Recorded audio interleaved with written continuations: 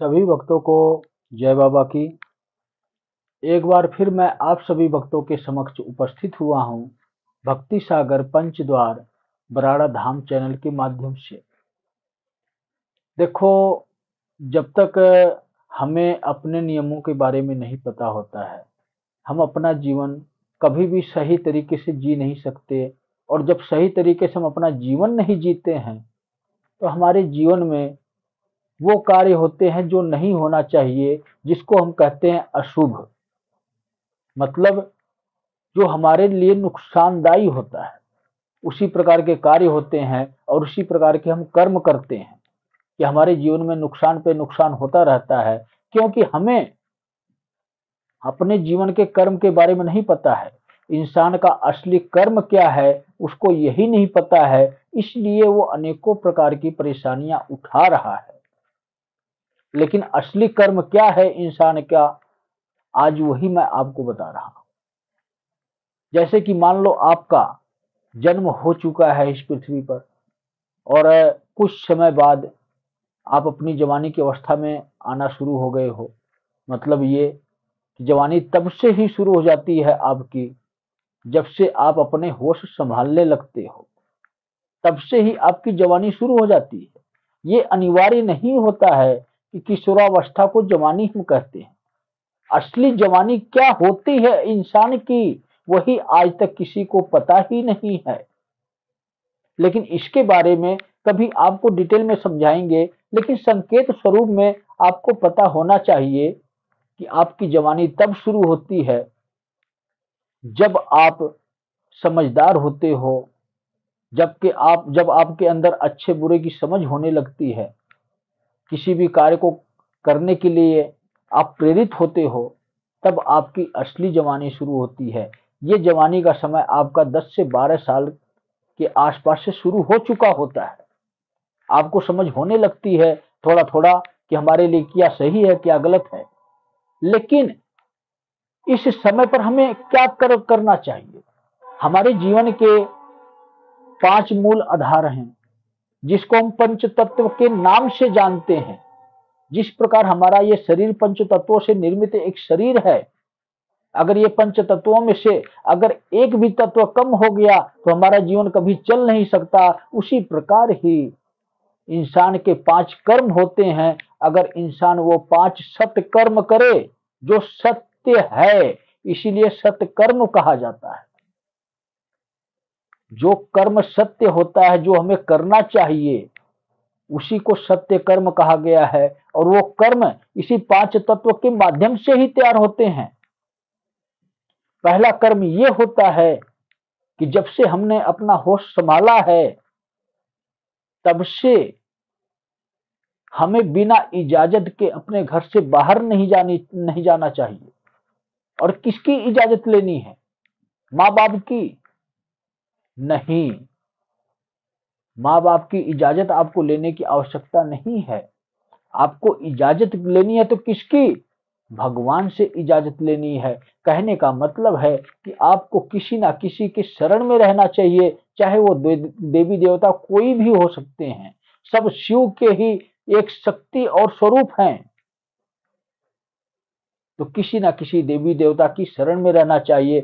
मतलब ये कि हमारे घर में किसी ना किसी देवी देवता की पूजा होनी चाहिए।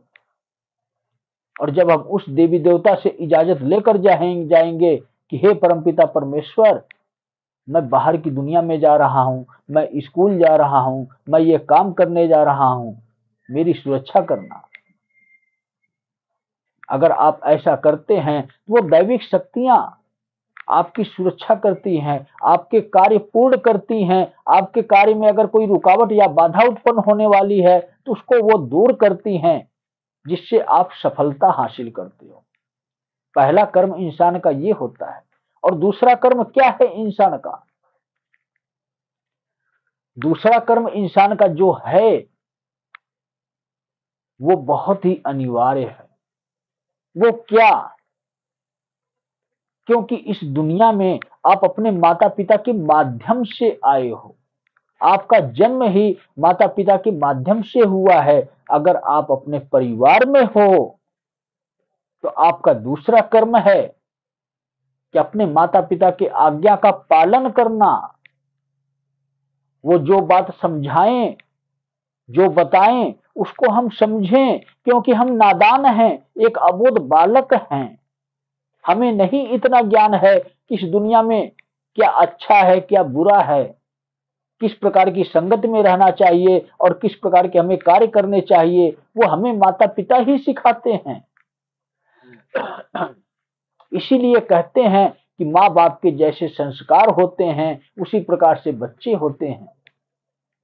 यही कारण है। दूसरा नियम यही है कि हमें अपने माता पिता की आज्ञा के बिना कोई कार्य नहीं करना चाहिए। अगर हमारे माता पिता कहते हैं कि बेटे तुम इस दुनिया में इधर घूमने ना जाया करो, तो हमें नहीं जाना चाहिए, क्योंकि उनको पता है कि उस दुनिया में, उस एरिया में जो बच्चे रहते हैं, बालक रहते हैं या बड़े रहते हैं, वो स्वाभाविक नहीं है, वो अच्छे इंसान नहीं है। हमारे बालक को गलत आदत सिखाएंगे, बुरी बातें बताएंगे, जिससे वो गलत मार्ग पर चलेंगे और एक दिन चोर डाकू बनेंगे या धर्मी या पापी बनेंगे। मतलब किसी ना किसी प्रकार की गलत प्रक्रिया उनके जीवन में लागू हो जाएगी, शुरू हो जाएगी। ये दूसरा महत्वपूर्ण कार्य है कि हमें अपनी माता पिता की आज्ञा का पालन करना अनिवार्य है। और तीसरा क्या है, जब आप वयस्क होते हो, जब आप पुरुष होते हो, अपने परिवार में रहते हो, तो तीसरी आपकी जिम्मेदारी भी हो जाती है और आपका एक बहुत ही महत्वपूर्ण कर्म है कि अपने परिवार का पालन पोषण करना। आवश्यकता अनुसार जितना आप कर सकते हो उतना उस हिसाब से अपने परिवार की देखरेख करें और बाहर की दुनिया में कभी भी कड़वे शब्द का उपयोग ना करें। आदर भाव मान सम्मान के साथ जो व्यक्ति जैसा हो बाहर की दुनिया में, चाहे आपकी बिजनेस की लाइन हो, चाहे आपका नौकरी का पेशा हो या अन्य कोई भी प्रक्रिया हो, आप जानते हो कि आप अगर इज्जत दोगे, किसी को मान सम्मान के साथ बुलाओगे, तो सामने वाला व्यक्ति क्यों ना कड़वा हो, वो उसके अंदर भी मिठास पैदा होगी, उसके अंदर भी ईश्वर की बारी आएगी, वो भी आपको मान सम्मान देने के लिए विवश हो जाएगा। ये तीसरा कार्य है। और चौथा कार्य क्या है? चौथा कार्य बहुत ही महत्वपूर्ण कार्य होता है। वही माँ बाप के स्तर पर हम भी पहुंच चुके होंगे, क्योंकि हमारी भी उस वक्त शादी हो चुकी होगी, हमारे भी बच्चे हो चुके होंगे, तो हमें भी वही संस्कार देना है जो संस्कार हमारे माँ बाप हमें दिए हैं।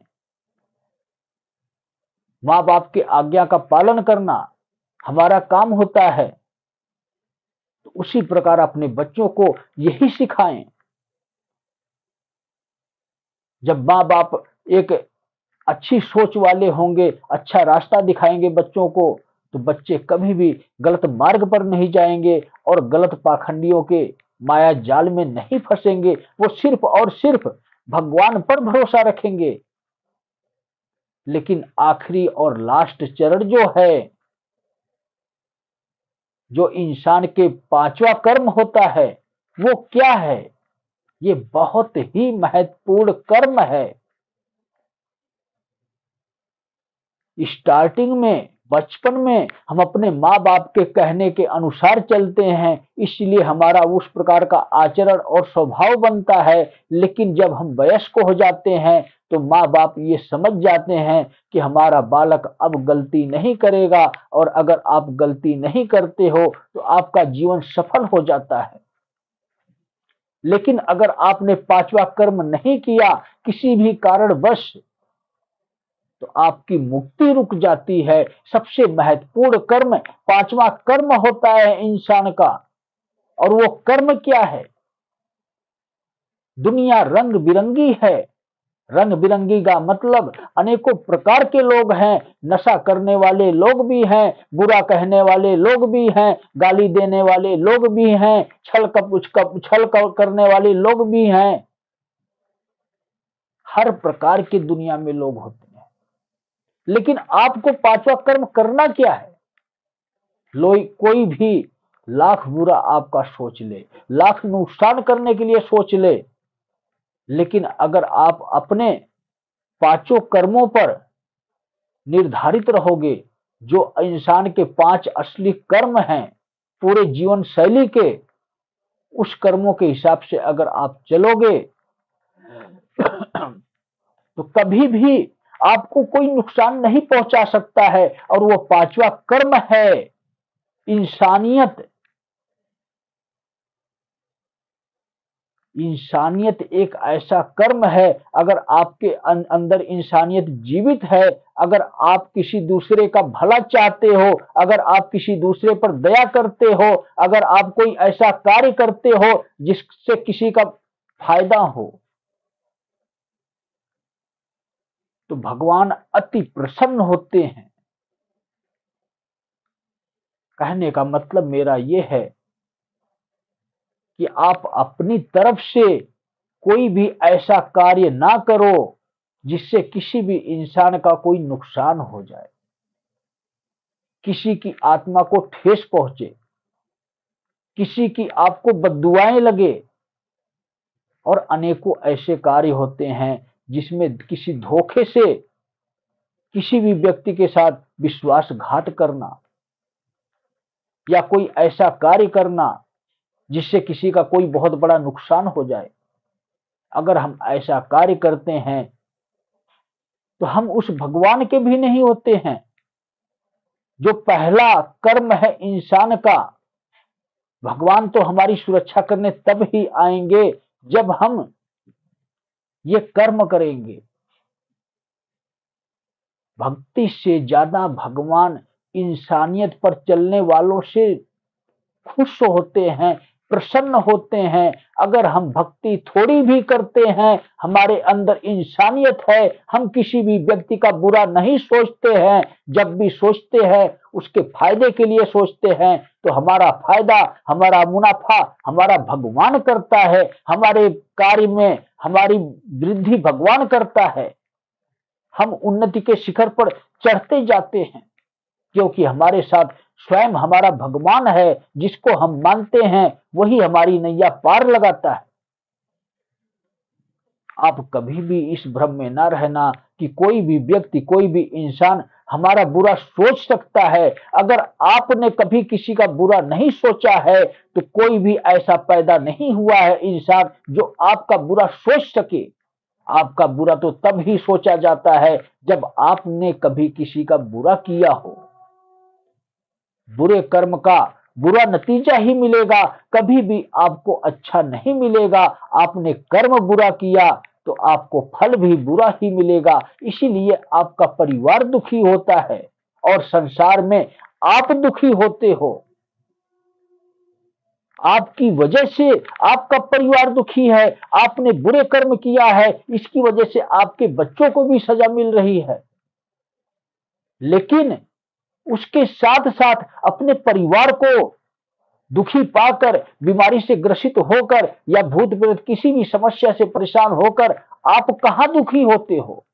इस संसार में दुखी होते हो, क्योंकि आपने भी कभी ना कभी किसी ना किसी को दुख पहुंचाया है, परेशान किया है, प्रताड़ित किया है, नुकसान पहुंचाया है। तो आपको भी नुकसान की भरपाई करनी होगी। जो कर्म आपने बुरे किए हैं उसका फल आपको तो लेना ही होगा। सिर्फ यही सत्य है।